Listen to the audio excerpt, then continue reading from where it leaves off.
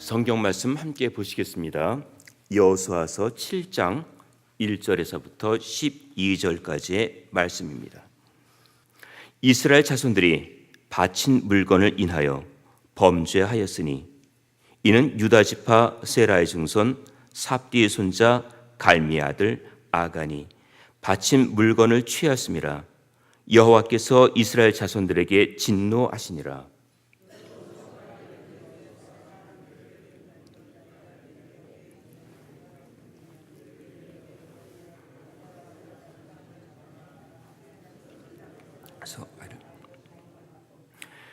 여호수아에게로 돌아와서 그에게 이르되 백성을 다 올라가게 말고 2-3천 명만 올라가서 아이를 치게 하소서.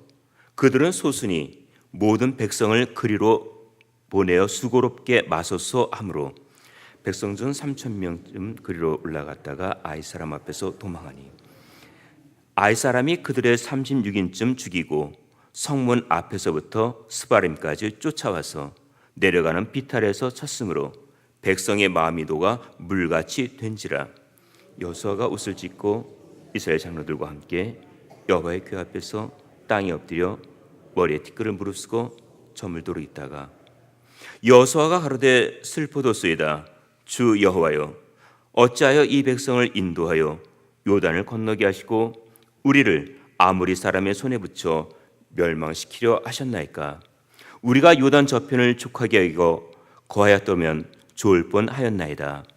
주여, 이스라엘이 그 대적 앞에서 돌아섰으니 내가 말을 하고이까? 가나안 사람과 이 땅 모든 거민이 이를 듣고 우리를 둘러싸고 우리 이름을 세상에서 끊으리니 주의 크신 이름을 위하여 어떻게 하시려나이까? 여호와께서 여호수아에게 이르시되 일어나라. 어찌하여 이렇게 이스라엘이 범죄하여 내가 그들에게 명한 나의 언약을 어겼나니 곧 그들이 바친 물건을 취하고 도적하고 사기하여 자기 기후 가운데 두었느니라. 그러므로 이스라엘 자손들이 자기 대적을 능히 당치 못하고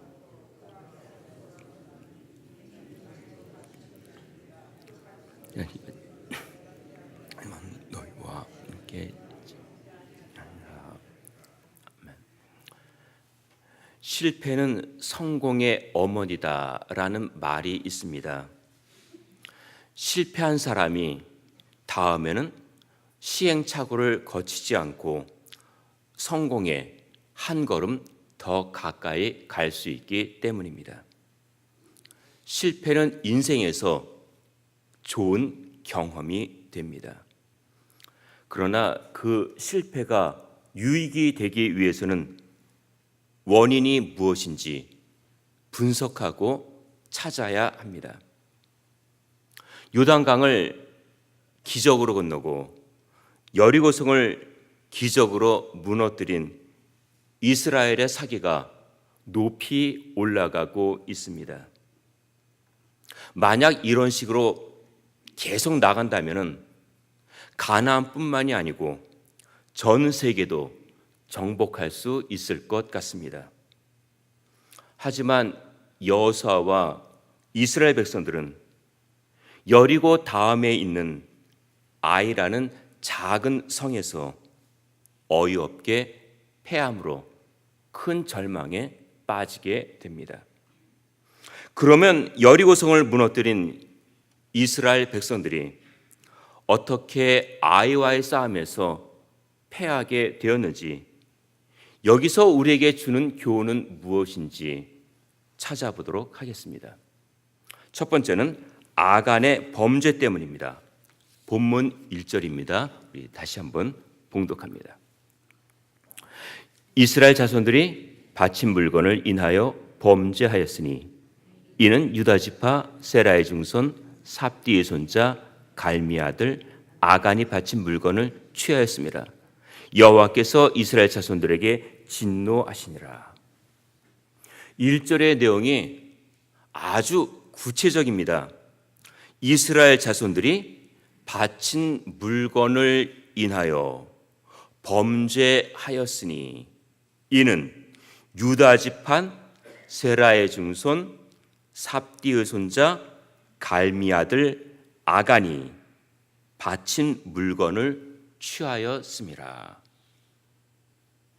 하나님께서 아간을 찾으시는데 지파, 증손, 손자, 아들 하면서 조상인 유다부터 시작하고 있습니다.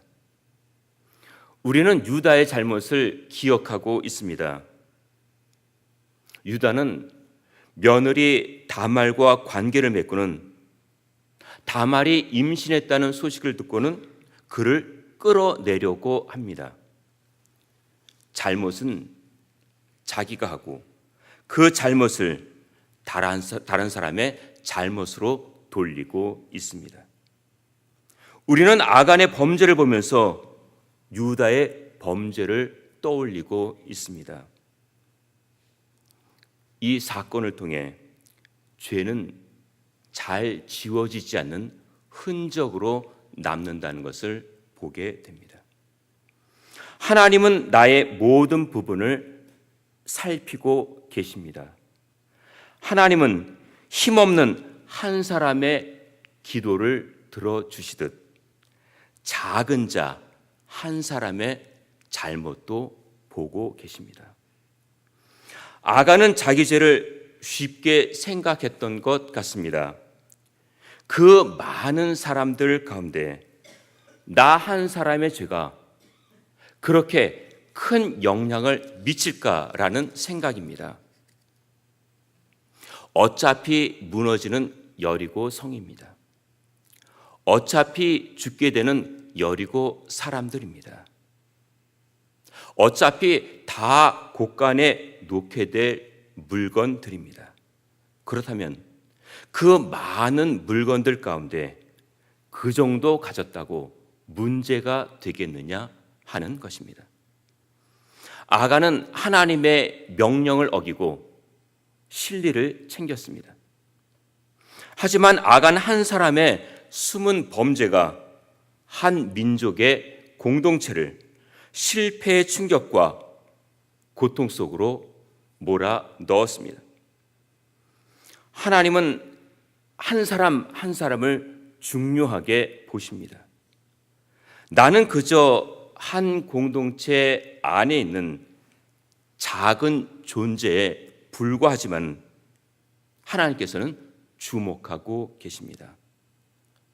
나의 생활을 보고 계십니다. 나의 마음을 아십니다. 두 번째는 승리의 자망성 때문입니다. 2절과 3절입니다. 우리 함께 봉독합니다.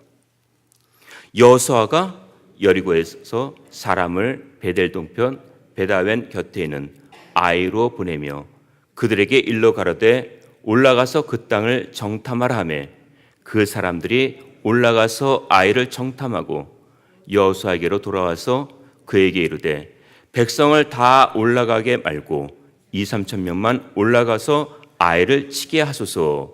그들은 소순이 모든 백성을 그리로 보내어 수고롭게 마소서 하므로. 여호수아가 아이를 공격하기 전에 사람을 보내어 그 땅을 정탐하게 합니다. 정탐꾼들이 돌아와서 보고를 합니다. 아이성을 정복하는데 큰 수고가 필요 없겠습니다. 한 2-3천 명 정도면 충분하겠습니다. 어느 계산법입니까? 이 숫자는 어디에 근거를 두고 말한 것입니까? 지금 이들은 여리고성을 무너뜨린 후 그 분위기에 도취되어 있습니다. 전쟁은 하나님께 속했다고 하였습니다. 이기게 하시는 분은 하나님이십니다. 그러면 어떻게 보고해야 됩니까? 하나님이 이번에도 우리와 함께 하시면, 지금까지 인도하신 하나님께서 이번에도 우리를 도와주시면 해야 되는데, 보고 가운데 하나님의 이름이 빠져 있습니다. 이스라엘은 싸움에 능숙한 민족이 아닙니다. 그동안 이들은 하루의 일과를 마치고는 길갈에 가서 휴식을 취했습니다. 길갈은 하나님을 만나는 장소요, 또 하나님의 명령을 받는 장소입니다. 그런데 이번에는 길갈로 가지 않고 여리고에서 아이성으로 직행했습니다. 하나님의 명령과 도우심을 인식하지 못했던 것입니다. 여리고성에서의 승리가 아이성에서의 승리를 보장하지 않습니다. 올라가기는 어렵습니다. 그러나 내려가는 것은 한순간입니다. 한 번 승리했다고 자랑할 것이 아니고 다음에 승리를 위해서 하나님의 인도하심을 기다려야 했습니다. 내가 약하다고 인정할 때, 그때가 하나님을 의지할 때이고 제일 강할 때입니다. 세 번째는 기도하지 않았기 때문입니다. 이스라엘의 행적을 살펴보면 여호수아는 앞에 일이 놓여 있을 때마다 하나님께 기도하였습니다. 그러나 이번에는 기도했다는 기록이 없습니다. 기도하지 않고 공격을 감행했던 것입니다. 믿는 사람들이 큰 문제를 앞에 두고는 하나님께 기도합니다. 내 힘으로 할 수 없다는 것을 알고 있기 때문에 당연히 기도합니다. 하지만 작은 일의 경우는 기도하지 않습니다. 나를 믿기 때문입니다. 그래서 그때가 사단이 가장 쉽게 접근할 때입니다. 길을 가다가 넘어지는 경우는 큰 바위에 걸렸을 때가 아니고 작은 돌에 걸렸을 때입니다. 문제가 발생한 대부분의 경우는 작은 것에서부터 시작됩니다. 쉽게 던진 말 한마디가 마음을 상하게 하고 파장을 일으킵니다. 하나님께서 붙들어 주시지 않으면 우리는 단 한순간도 살 수가 없습니다. 사단이 공중 권세를 잡고 있는데 무슨 수로 세상을 살 수 있겠습니까? 우리의 행사를 여호와께 맡기라고 하였습니다. 역대하 14장에 보면은 아사의 군대는 유다 중에 큰 군대였습니다. 큰 용사, 작은 용사 합해서 58만 명의 군사입니다. 그런데 구스 사람 세라가 100만 명의 그 대군과 300승의 병거를 거느리고 쳐들어옵니다. 아무리 강해도 58만 명으로 어떻게 100만 명을 이길 수 있겠습니까? 이때 아사는 강한 자와 약한 자 사이에 도우실 분은 하나님뿐입니다 하면서 하나님께 도움을 요청하였습니다.